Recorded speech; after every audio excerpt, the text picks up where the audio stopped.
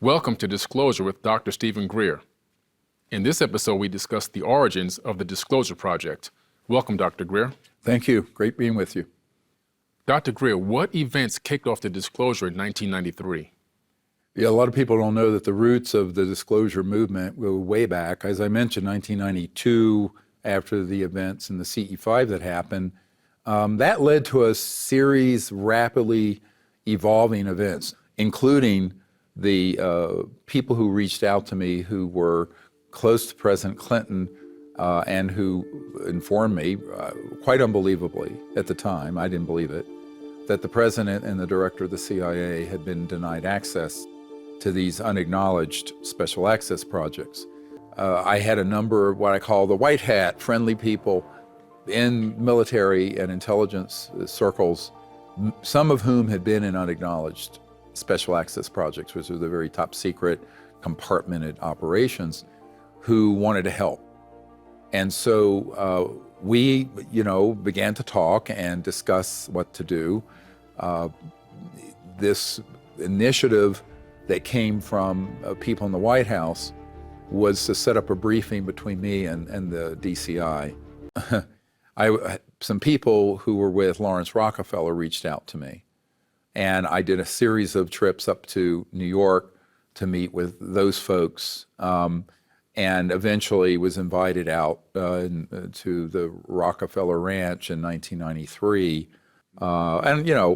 People talk about the Rockefeller Initiative. There was no Rockefeller Initiative. It was called Project Starlight, that I founded with a group of military people and administration people to get this information to the right folks in the government who were not being told the truth.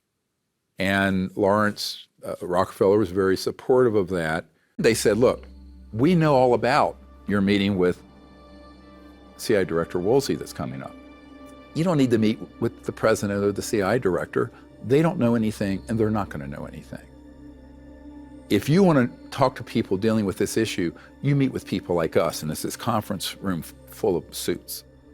We're the ones who do all the WFO, work for others, contracting for the government. We're the ones who are running the supercomputers, backing up the global financial system. We're the ones, and he goes on and on. And also, we're the ones cooperating with certain orders of Jesuit priests in the technology transfer programs and with the Vatican.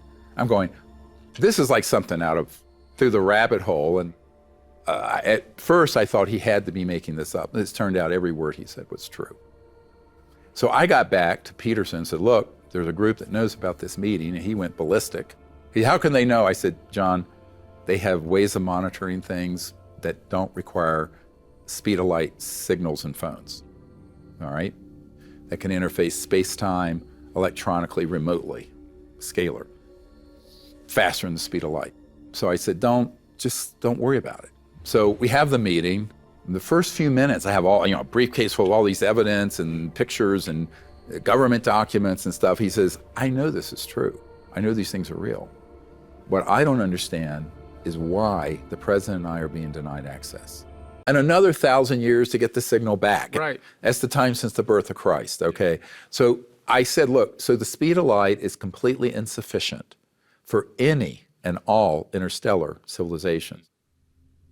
Therefore, they are using trans-dimensional physics that involves faster than the speed of light interface with thought, consciousness, and devices. And it goes two ways. Technology-assisted consciousness, where your conscious thought is assisted by a technology, and consciousness-assisted technologies, where your mind assists the device. It flows back, it's both directions. And that's what they're using. Right. Is this likened to quantum entanglement in quantum physics, where two particles communicate instantaneously, bypassing space and time? Yes. It's what Einstein called the spooky effect. I have no official standing. I'm doing this as a nonprofit, non-governmental organization. He said, yes, but they think you can do it. I said, what you really are saying is, I'm expendable. And he looked me right in the eyes. This is so Washington. Yes, you're expendable. I went, okay, great. So I'm the throwaway. I always tell people, I'm the throwaway guy. Right. Yeah. And there's so much opening opportunity for people to come and kind of be plants and gather intel to find out what the heck you're doing. Well, the people who want to know what I'm doing in real time. You know, I tell this hilarious story early on of sitting in my, in my house, and there was one of these guys whose family were some of the original founders of the National Security Agency, came in and he said, look, if you want us to know what you're doing, or even the president, just sit in your office and talk. Or pick up the phone and talk. It doesn't matter if there's a dial tone. It was really quite funny. And he was literally telling the truth. But there's a lot to learn from them. And I learned, it was very hard. I have never been in the government, never gotten an Indian head nickel from the government, turned down a lot. But I certainly didn't understand the structure of these unacknowledged special access projects until 93 or 4, that period. I would say if I'm called in for a meeting, I'm the last stop on the F train because they've been, sidelined. Expression of the great being and that the conscious spirit within us and extraterrestrial civil people is the same. It's a singularity. And there are a lot of people who are very concerned who've been in these classified projects that this whole endeavor has been taken in a very destructive direction, which would lead to an extinction level event for the earth and humanity. And I think that that's why they've been very supportive. But there are other people who really want to hold on to that threat narrative. But the friendly people will open a lot of doors if you're doing things credibly and with a higher purpose. So, obviously I have a lot of enemies, I have a lot of friends in various places.